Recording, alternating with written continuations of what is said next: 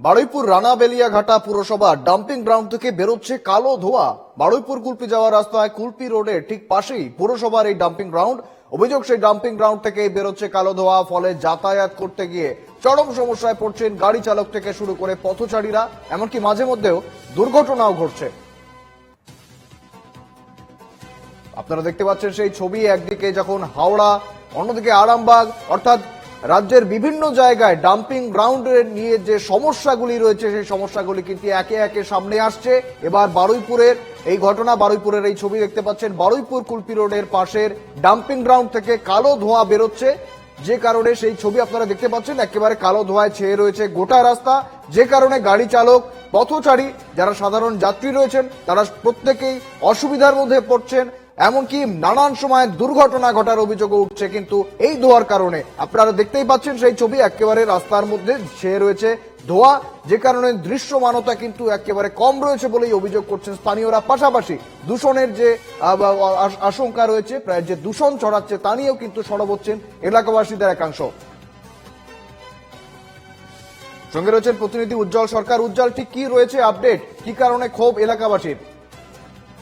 দেখো, এই যে বারুইপুরের যে পৌরসভা, সেই পৌরসভার যে ডাম্পিং গ্রাউন্ড, সেখানে কিন্তু কার্যত এই যে 17টা ওয়ার্ড, সেই 17টা ওয়ার্ডের যত ময়লা সেখানে কিন্তু ফেলা হয় এবং এই ময়লাকে দীর্ঘদিন ফেলতে ফেলতে একদম ভীতি হয়ে যায়। সেখানে কিন্তু আগুন লাগানো হয় এবং যাতে সেই ময়লা ছাইগুলো হয়ে যাতে সেইখানে যেন কার্যত যাতে এলাকার যে পরিবেশ, সেই পরিবেশে দুর্গন্ধ না ছড়ায়। কিন্তু সেখানে দেখা যায় যে এই যে আগুনের ধোঁয়ায় কার্যত দম বন্ধ হয়ে যাওয়ার তালে কিন্তু আশেপাশে যে গ্রামবাসী এবং আশেপাশে যারা স্থানীয় বাসিন্দা তাদের, এবং এই যে ধোঁয়ায়, এই ধোঁয়ায় কিন্তু চোখ জ্বালা থেকে দমের কষ্ট হচ্ছে যারা স্থানীয় বাসিন্দা।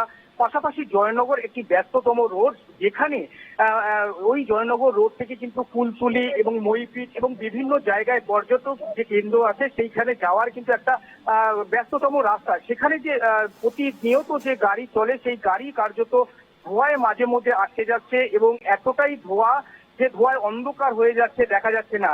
অন্যদিকে যে বারুইপুর পৌরসভার যে ভাইস চেয়ারম্যান গৌতম কুমার দাস, তিনি কিন্তু জানান যে এই যে ডাম্পিং গ্রাউন্ড যেটা রয়েছে, যেখানে ময়লা আবর্জনা ফেলা হচ্ছে, যেখানে ধোঁয়া হচ্ছে, সেখানে কিন্তু আমাদের একটি কস্টিং চলছে, যেখানে জৈব সারের একটি কারখানা হবে।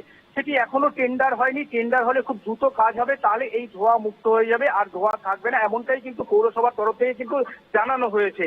তবে এই যে স্থানীয় বাসিন্দা, তারা কিন্তু দীর্ঘদিন কিন্তু সেখানে বসবাস করছে এবং তাদের দাবি যে কোনো কারণে যদি এই যে ধোঁয়া, সেই ধোঁয়ায় কিন্তু এলাকায় যেমন দূষিত হচ্ছে, তেমন কিন্তু পলিউশন হচ্ছে এবং তারা কিন্তু দমের কষ্ট হচ্ছে এবং এই ধোঁয়া থেকে তারা যেন মুক্তি পায়, তারা কিন্তু প্রশাসনের কাছে এটাই কিন্তু দাবি রেখেছে যে ধোঁয়া যেন দিনের পর দিন, এই যে বর্ষা হলে কিন্তু ধোঁয়া বন্ধ হয়, কিন্তু বর্ষা না হলে কিন্তু এই ধোঁয়া সব সময় হতে থাকে এবং এই ধোঁয়া থেকে তারা মুক্তি চাইছে, এমনই কিন্তু স্থানীয়দের বাসিন্দারা কিন্তু অভিযোগ এবং জানিয়েছে যে ধোঁয়া কবে এখান থেকে ধোঁয়া কবে মুক্ত হবে। একেবারে অর্থাৎ দূষণ মুক্ত এলাকা চাইছেন এলাকাবাসীরা। ধন্যবাদ। সঙ্গে ছিলেন প্রতিনিধি উজ্জ্বল সরকার।